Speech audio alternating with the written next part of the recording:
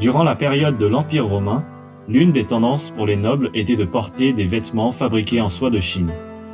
Une fois, lors d'un spectacle qui avait lieu dans un théâtre à Rome, de manière inattendue, Jules César a été aperçu au théâtre vêtu d'une robe en soie de Chine.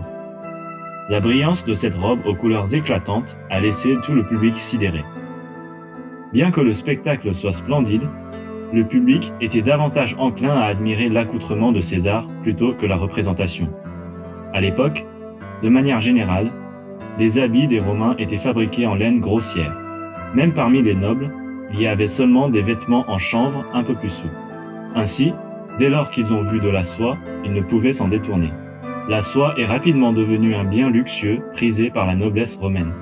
Pour 500 grammes de soie d'une qualité supérieure, le prix exigé en or était d'environ 600 grammes.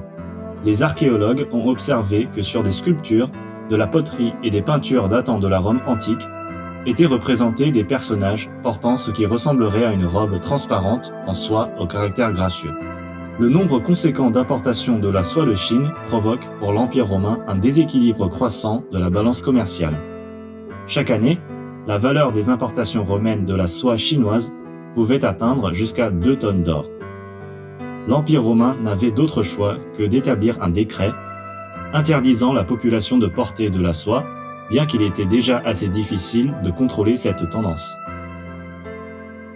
C'est au 3 ou 4e siècle que la soie tissée est devenue l'unique tendance vestimentaire approuvée par les Romains. La soie est depuis considérée comme étant tellement précieuse que les autres pays ont voulu acquérir la technique de production de la soie. Les régimes successifs de chaque dynastie chinoise ont interdit fermement la fuite de ces informations confidentielles vers les pays étrangers. Le premier rapport sur la fuite d'informations concernant les vers à soie viendrait d'un moine bouddhiste Xuanzang, pendant la dynastie Tang. Dans son œuvre Voyage en Occident à l'époque de Tang, Xuanzang a ainsi rapporté une telle histoire. Le roi de l'état de Kustana souhaitait savoir comment était produite la soie. Il a demandé auprès de l'état des Tong des vers à soie. Qui aurait cru que sa requête aurait été refusée? Alors le roi de Kustana a eu une idée, celle de réclamer la paix avec l'état des Tong par un lien du mariage.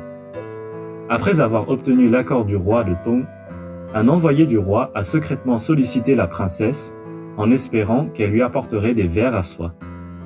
Alors, la princesse a caché des mûriers et vers à soie dans son chapeau et s'est donc mariée dans l'état de Kusana. Et c'est ainsi que l'essentiel de la technique de production de la soie s'est propagé. Au XIIIe siècle, la technique de tissage de la soie a commencé à se développer et mûrir en Italie.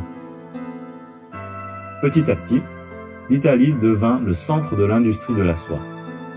Cependant, le fait que la soie de Chine ait autrefois bouleversé l'Empire romain reste toujours dans la mémoire des gens jusqu'à nos jours.